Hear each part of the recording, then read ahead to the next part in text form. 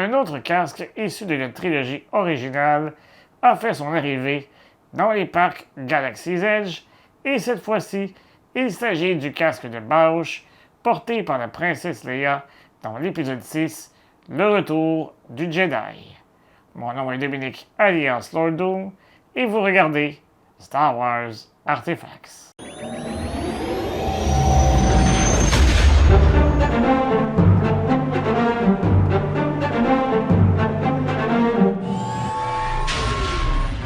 Le casque est en vente depuis le 4 mai 2026 dans les deux parcs Galaxy's Edge. Il a également été proposé sur le site web du Disney Store, mais tous les exemplaires se sont envolés à la vitesse de la lumière.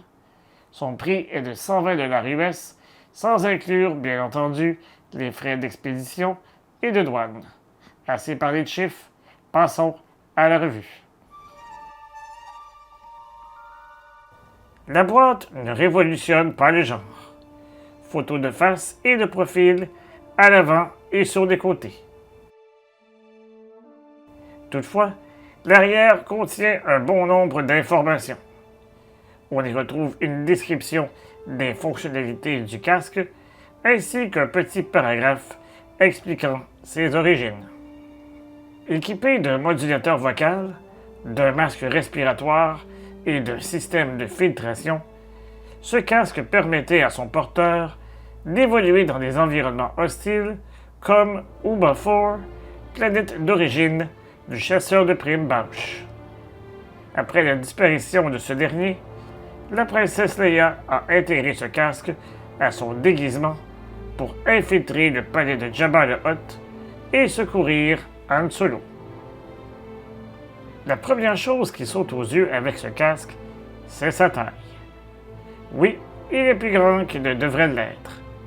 Mais patience, nous y reviendrons lors de la comparaison avec un casque approuvé par la 501e Légion ainsi que la Rebelle Légion. Mis à part ce détail, il faut reconnaître que le casque est superbe. Tout en haut, on retrouve le scanner de vision amélioré. Celui-ci s'illumine en vert avec des DEL qui défilent de bas en haut une fois activés.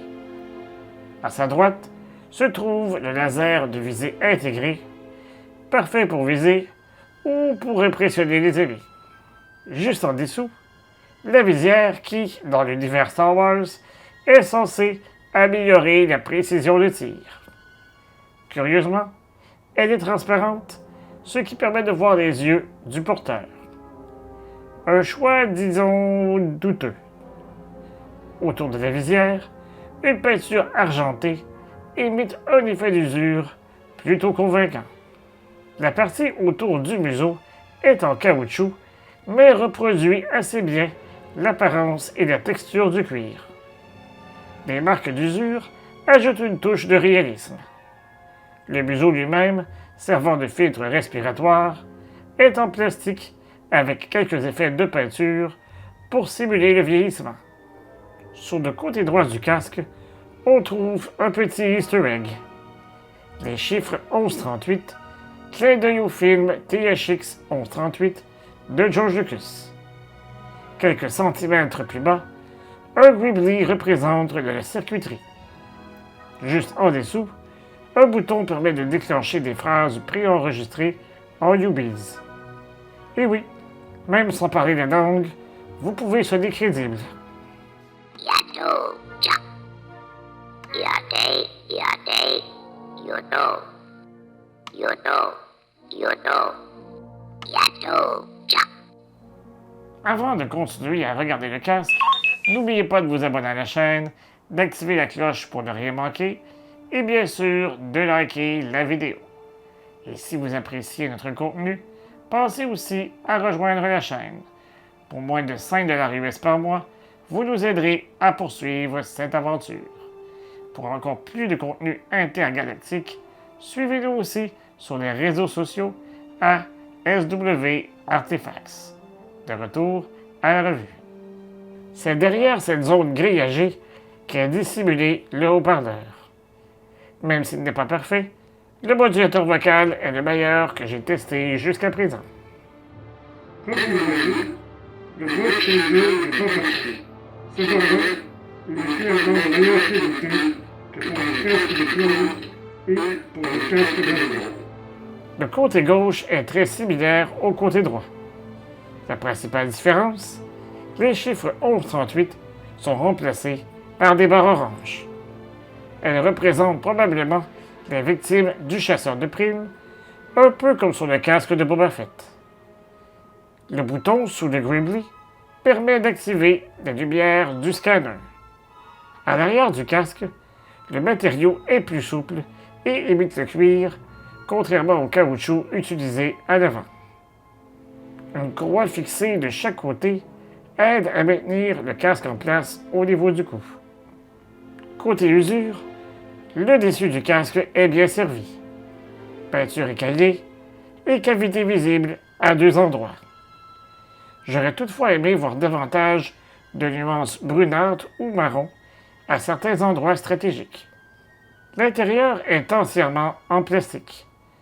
Pour une première, des détails de circuiterie comparables à ceux d'Hasbro ont été ajoutés. C'est également là que vous pouvez changer les 3 piles AA incluses. Comme pour les autres casques de la Galactic Archive Series, plusieurs coussinets fixés avec du velcro sont fournis pour améliorer le confort et la stabilité. Passons maintenant au jeu des comparaisons. Une amie de la 500e Légion m'a prêté son casque fabriqué par Cloutiers pour référence et j'en profite pour la remercier. Cette version du casque n'est plus en vente, mais l'entreprise travaille actuellement sur une nouvelle version encore plus fidèle. La première différence est la taille. Le casque de Disney est environ 25 à 33% plus grand. Les proportions s'en ressentent. La pointe du laser est en aluminium sur le modèle artisanal, contrairement au plastique chez Disney. L'effet lumineux du scanner diffère également et la visière est bien teintée. La peinture autour de la visière est plus réussie sur le casque artisanal avec des touches de rouille qui renforcent l'effet d'usure. Le dessus du casque présente aussi des nuances de gris, brun et orange, offrant un rendu plus riche. Comme sur le modèle de Disney, des Gribblies sont présents des 2 côtés. Cependant, les éléments sous ceux-ci ne sont pas des boutons et il n'y a pas de modulateur vocal. Sur le côté droit, les chiffres 1138 sont également présents. Sur le côté gauche, on distingue presque un C23 devant les barres. Le casque Cloutiers comporte 8 barres contre 7 pour celui de Disney. Étrange. L'arrière est en cuir véritable, tout comme la courroie.